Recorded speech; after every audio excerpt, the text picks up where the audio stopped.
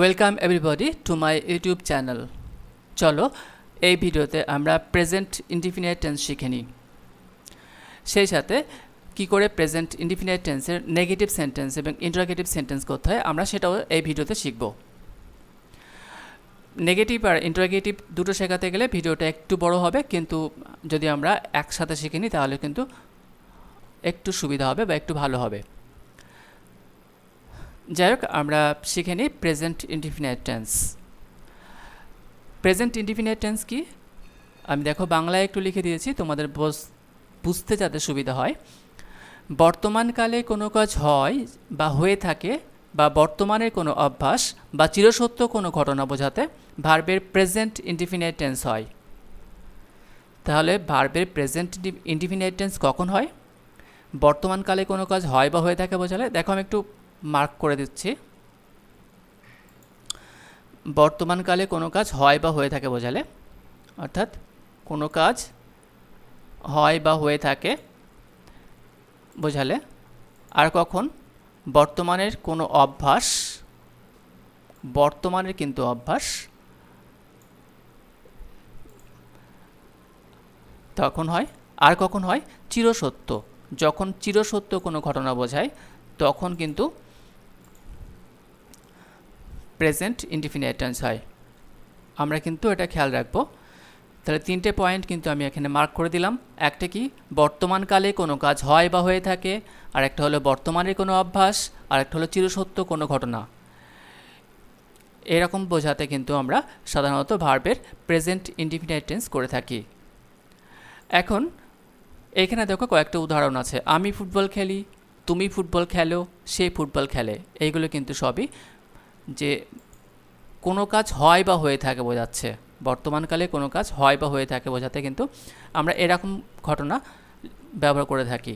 আমি ফুটবল খেলি, বা আমরা অন্যরকমভাবে চিন্তা করতে পারি, সে বই পড়ে। তোমরা চিন্তা করে দেখো, রাম স্কুলে যায়, আমি ভাত খাই, রমা বই পড়ে। এরকম ধরনের ঘটনাগুলো সেগুলো কিন্তু বর্তমানে হয় বোঝানো হয়ে থাকে। ক্রিয়াপদগুলো এখানে কীভাবে? খেলি, খেলো, খেলে, আমি ভাত খাই। তো ক্রিয়াপদগুলো এখানে এরকমই হয়। এগুলি সবই হলো বর্তমানকালে হয় বা হয়ে থাকে বোঝাচ্ছে। এখন যদি বর্তমানের অভ্যাস, আমরা অভ্যাসের কথা বলি, এইগুলো একটু অভ্যাসের মধ্যেই পড়ে, ফুটবল খেলি যেরকম। তবু আরেকটু বলে নিই, রাম প্রতিদিন সকালে দৌড়ায়। এটা কিন্তু একটা অভ্যাসমূলক কাজ। তো এরকম ক্ষেত্রে আমরা প্রেজেন্ট ইনডিফিনিট টেন্স করে থাকি। আবার চিরসত্য ঘটনা বোঝানো হলে চিরসত্য ঘটনা কি? যেমন সূর্য পূর্ব দিকে ওঠে, সূর্য পশ্চিম দিকে অস্ত যায়, পৃথিবী গোলাকার, এরকম ধরনের ঘটনাগুলো সেগুলো কিন্তু সবই চিরসত্য ঘটনা এবং এগুলো হয় প্রেজেন্ট ইনডিফিনিট টেন্স। এখন এই তিনটে যে সেন্টেন্স, আমি ফুটবল খেলি, তুমি ফুটবল খেলো, সে ফুটবল খেলে, এগুলোকে যদি আমরা ট্রান্সলেট করি তাহলে কি হবে? আমি ফুটবল খেলি, আই প্লে ফুটবল, তুমি ফুটবল খেলো, ইউ প্লে ফুটবল, আর সে ফুটবল খেলে, হি প্লেস ফুটবল। এখন এখানে দেখো, প্রথমেটা হলো আমি ফুটবল খেলি। প্রথমে কী লিখলাম আমরা? আই। প্রথমে আই কেন লিখলাম? কারণ সেন্টেন্স যখন তৈরি করতে হয় তার একটা নির্দিষ্ট ফরমেশন বা গঠন থাকে। যেমন বাংলায় দেখো বলেছি আমরা আমি ফুটবল খেলি, আমরা কিন্তু বলি না আমি খেলি ফুটবল বা ফুটবল খেলি আমি, তাহলে কিন্তু কেমন শুনতে লাগবে। আমরা কিন্তু একটা গুছিয়ে বলি। তো ইংলিশেও যখন আমরা ট্রান্সলেট করব তখনও কিন্তু আমাদেরকে গুছিয়ে বলতে হয়। তাই তার একটা নির্দিষ্ট নিয়ম আছে। বাংলায় যেমন নির্দিষ্ট একটা নিয়মে চলি, আমরা ইংলিশেও ঠিক তেমনটা একটা নির্দিষ্ট নিয়মে চলবো। আর সেজন্য কী করব? ইংলিশের নিয়মটা কিন্তু আমরা দেখে নেব।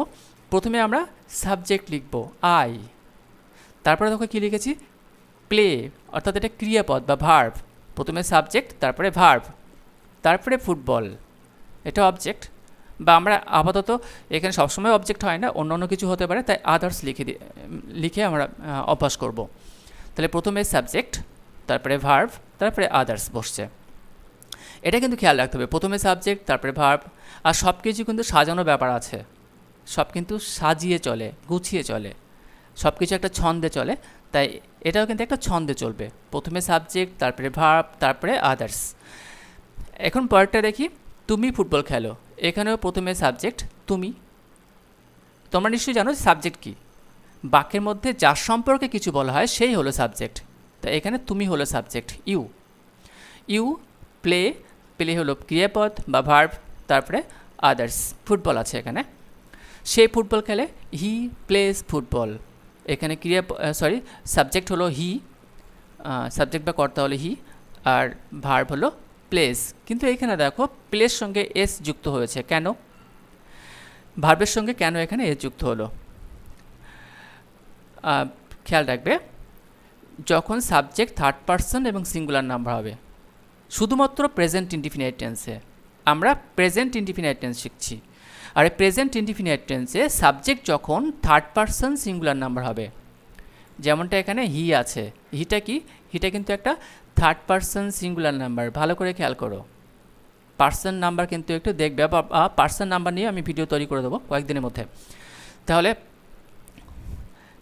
হি হলো থার্ড পারসন এবং সিঙ্গুলার নাম্বার, আর সেই কারণে কিন্তু প্লের সঙ্গে এস যুক্ত হয়েছে, হি প্লেস ফুটবল। তাহলে খেয়াল রাখবে, প্রেজেন্ট ইনডিফিনিট টেন্সে যখন সাবজেক্ট থার্ড পারসন এবং সিঙ্গুলার নাম্বার হবে, তখনই ভার্বের সঙ্গে এস বা ইএস যুক্ত হবে। হি হলো থার্ড পারসন এবং সে বলতে একজনকে বোঝায়, তাই এটা সিঙ্গুলার নাম্বার, এবং সেই কারণে প্লের সঙ্গে এস যুক্ত হয়েছে এখানে। তাহলে যে প্রেজেন্ট ইনডিফিনিট টেন্সের স্ট্রাকচার কীরকম দাঁড়ায়, আমরা স্ট্রাকচার অফ সেন্টেন্স দেখে নিই। প্রথমে সাবজেক্ট, তারপরে প্রথমে কিন্তু সাবজেক্ট বসছে, তারপরে কি বসছে, তারপরে ভার্ব, আর ভার্বের সঙ্গে এস বা ইএস যুক্ত হতে পারে। সেটা কখন বলেই দিয়েছি, subject third person singular number হলে তখনই ভার্বের সঙ্গে এস বা এস যুক্ত হবে। আর তারপরে গিয়ে আদার্স বা বাকি যা কিছু থাকবে সেটা বসবে। সেটা কিন্তু একটু গুছিয়ে বসে। আমি গুছিয়ে আমরা কেমনভাবে বাংলায় কথা বলি সেটা বললাম, ইংলিশে আমরা একটু দেখলেই বুঝতে পারবো। যেমন সকালে বললাম, সকালে কি মর্নিং দ্য ইন এরকম হবে? আমরা অবশ্যই বলবো ইন দ্য মর্নিং। তাই আদার্সটা গুছিয়ে লিখতে হবে, আমি এটা বললাম। আমি ফুটবল খেলি, আমরা দেখে নিয়েছি। দেখো এগুলো যে স্ট্রাকচার সেটাকে ফলো করছে কিনা। প্রথমে কিন্তু আমরা সাবজেক্ট বসিয়েছি, তারপরে ভার্ব বসিয়েছি, তারপরে ফুটবল। এটাতেও ঠিক মেনে চলেছি। শেষেরটাও কিন্তু যেহেতু subject third person singular number, তাই জন্য আমরা এখানে প্লের সঙ্গে এস যুক্ত করেছি। এখন আমরা নিজেরা কিছু প্র্যাকটিস করে দেখব। প্র্যাকটিস কিন্তু আমাদেরকে পারফেকশন এনে দেয়। আমরা পারফেক্টলি কিছু যদি করতে চাই তাহলে কিন্তু প্র্যাকটিস করতে হবে। Now let's practice. রাম সকালে দৌড়ায়, এটাকে আমরা ট্রান্সলেট করব। তো কোন ফরমেশনে, কোন নিয়মে? প্রথমে সাবজেক্ট বসাবো, দেখো নিচে লেখা আছে প্রথমে সাবজেক্ট, তারপরে verb. Subject third person singular number হলে তখন ভার্বের সঙ্গে এস বাই এস, আর তারপরে আদার্স বা বাকি কিছু। তাহলে রাম সকালে দৌড়ায়, এখানে সাবজেক্ট কোনটা? রাম সাবজেক্ট, আর তাই প্রথমে আমরা রাম লিখলাম। এখন যে প্রথমে আমরা রাম লিখলাম, রামের পরে এবার কি লিখব? ভার্ব। এখানে ভার্ব কি? দৌড়ানো। দৌড়ানো ইংলিশ কি? রান। তাহলে RUN। এবার রাম কিন্তু থার্ড পারসন সিঙ্গুলার নাম্বার, তাই তো? আর সেই জন্য কিন্তু এখানে রানস হবে, রাম রানস। এবার সকালে ইংলিশ কি? In the morning. হয়ে গেল, রাম সকালে দৌড়ায় শিখলাম। এবার লেখা আছে রাম ও শ্যাম সকালে দৌড়ায়। এবার সাবজেক্ট কী হচ্ছে? এবার সাবজেক্ট হচ্ছে রাম ও শ্যাম, শুধু এখানে দুজনের কথা বলা হচ্ছে। তাহলে আমরা প্রথমে সাবজেক্ট কী লিখব? রাম অ্যান্ড শ্যাম। তারপরে ক্রিয়াপদ বা ভার্ব কি? রান। এবার রান লিখব না রানস লিখব? আমরা কিন্তু রানস লিখব না, রান লিখব। কারণ এখানে সাবজেক্ট থার্ড পারসন হলেও প্লুরাল নাম্বার, যেহেতু রাম অ্যান্ড শ্যাম হচ্ছে তাই এখানে প্লুরাল নাম্বার, আর সেই জন্য রাম অ্যান্ড শ্যাম রানস হবে না, রান হবে। এবার সকালে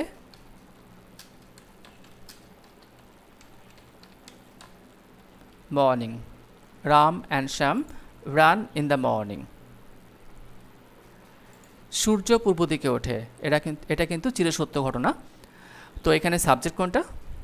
সূর্য, দ্য সান। তারপরে কি লিখব? ক্রিয়াপদ কি এখানে? ওঠা। ওঠা ইংলিশ কি? রাইজ। এবার রাইজ করবো না রাইজেস করব? দ্য সান কিন্তু থার্ড পারসন সিঙ্গুলার নাম্বার, আর তাই জন্য আমরা কিন্তু রাইজেস করব। The sun rises. পূর্ব দিকে,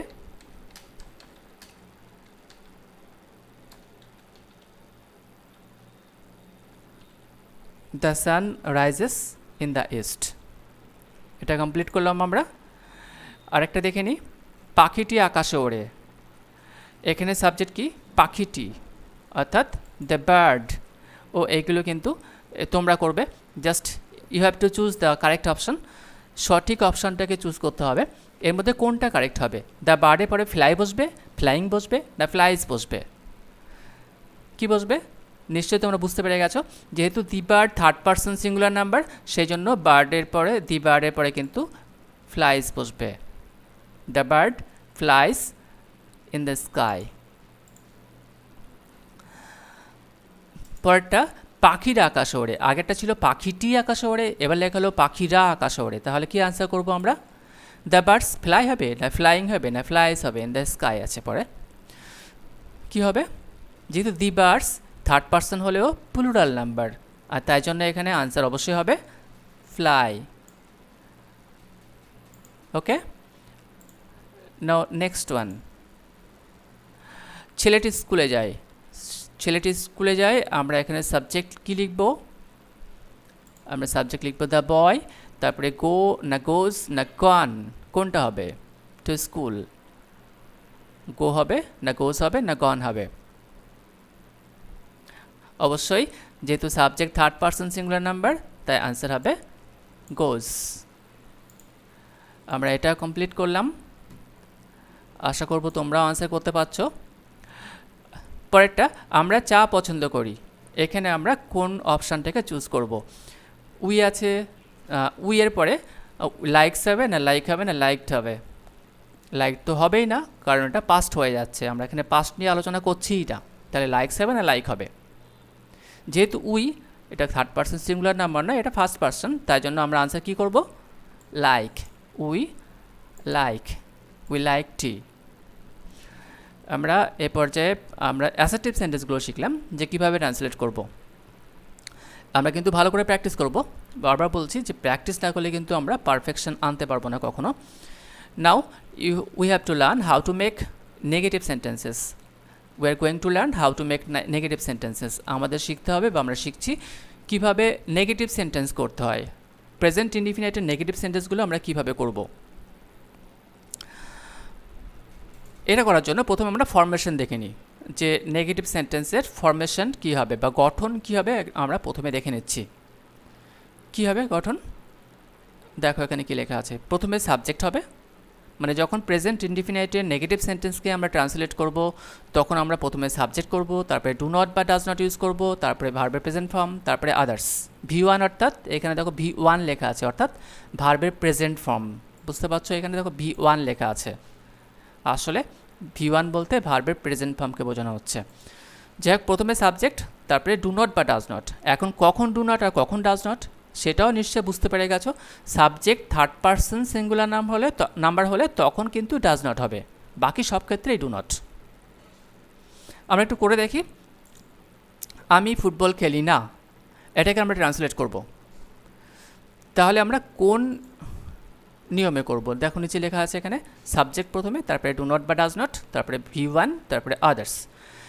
এই যে আমি ফুটবল খেলি না, এখানে সাবজেক্ট কি? অবশ্যই আই। তারপরে কি লিখবো এবার? তারপরে ডু নট না ডাজ নট?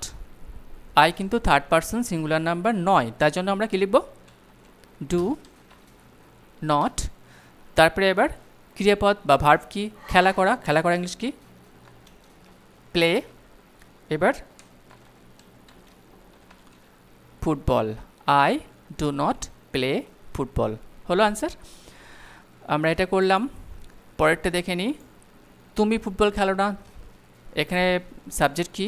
তুমি। তাহলে আমরা ট্রান্সলেট করব কিভাবে? ইউ এর পরে কি লিখবো আমরা? ডু না ডাজ। ইউ কিন্তু থার্ড পারসন সিঙ্গুলার নাম্বার নয়, ইউ হলো সেকেন্ড পারসন, আর তাই জন্য অবশ্যই ডু নট। এবার ক্রিয়াপদ খেলা করা, প্লে ফুটবল, হয়ে গেল আনসার। সে ফুটবল খেলে না, এটা কীভাবে করব? এখানে সাবজেক্ট হলো সে অর্থাৎ হি। এবার হি এর পরে কি ইউজ করব আমরা? হি এর পরে ডু না ডাস। যেহেতু he third person singular number তোমরা জেনেই গেছো, আগে আলোচনা করেছি, আর তাই হি এর পরে কি হবে? Does not. এবার খেলা করা, প্লে ফুটবল। এখানে কিন্তু আমাদের খেয়াল রাখতে হবে পার্সন নাম্বার, পার্সন এবং নাম্বার কিন্তু ভালো করে শিখতে হবে। পার্সন নাম্বার নিয়ে আমি খুব শীঘ্রই ভিডিও করব, যাতে করে তোমরা সেটা বুঝতে পারো,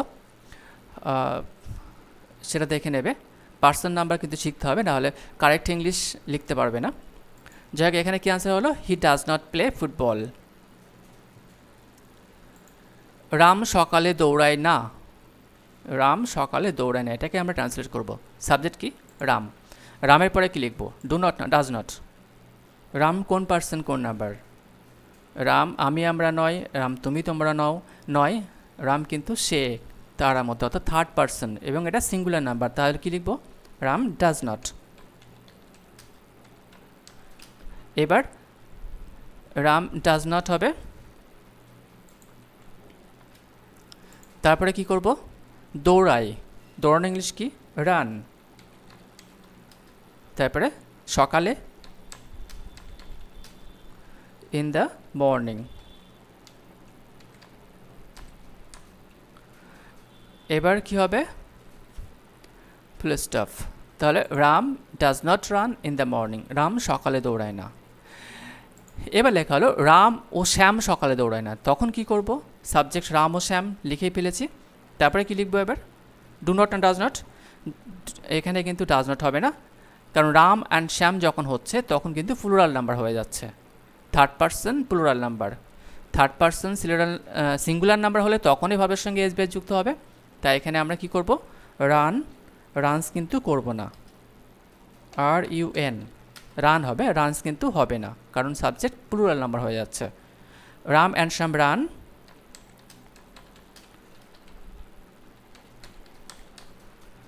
ইন দ্য মর্নিং। হয়ে গেল।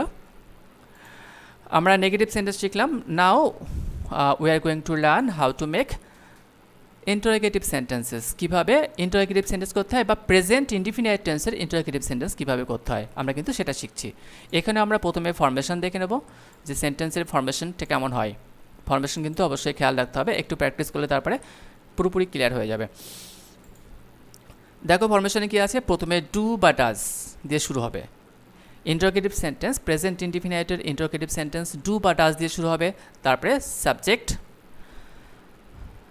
তারপরে ভার্বের প্রেজেন্ট ফর্ম, আর তারপরে আদার্স। সেটা কী রকম আর একটু প্র্যাকটিস করে দেখিনি এখানে আমরা, না হলে বুঝতে পারবো না। আমি কি ফুটবল খেলি, এটা একটা প্রশ্নবোধক বাক্য। তো আমি কি ফুটবল খেলি, এটাকে যখন আমরা ট্রান্সলেট করব তখন কিভাবে করব?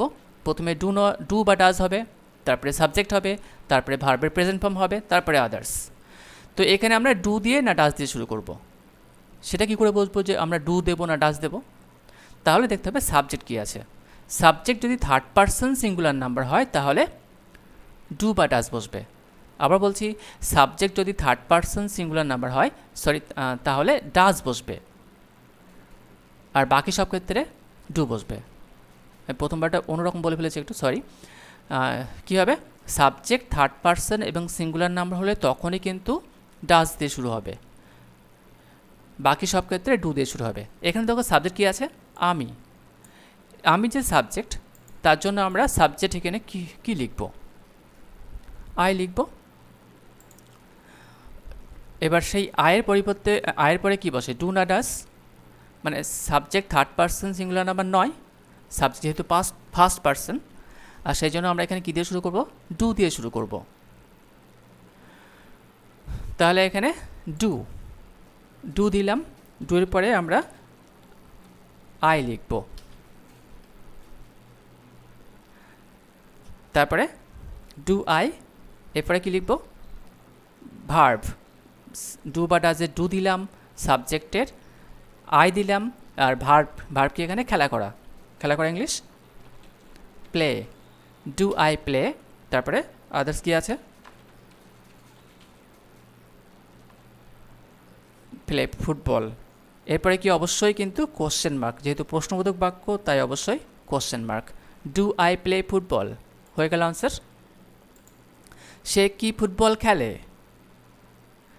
এখানে সাবজেক্ট কি, সাবজেক্ট হলো সে। এবার সে মানে আমরা ডু দিয়ে শুরু করবো না ডাজ দিয়ে শুরু করব, সে কিন্তু থার্ড পারসন সিঙ্গুলার নাম্বার, তাই আমরা কি দিয়ে শুরু করব, ডাজ দিয়ে শুরু করব।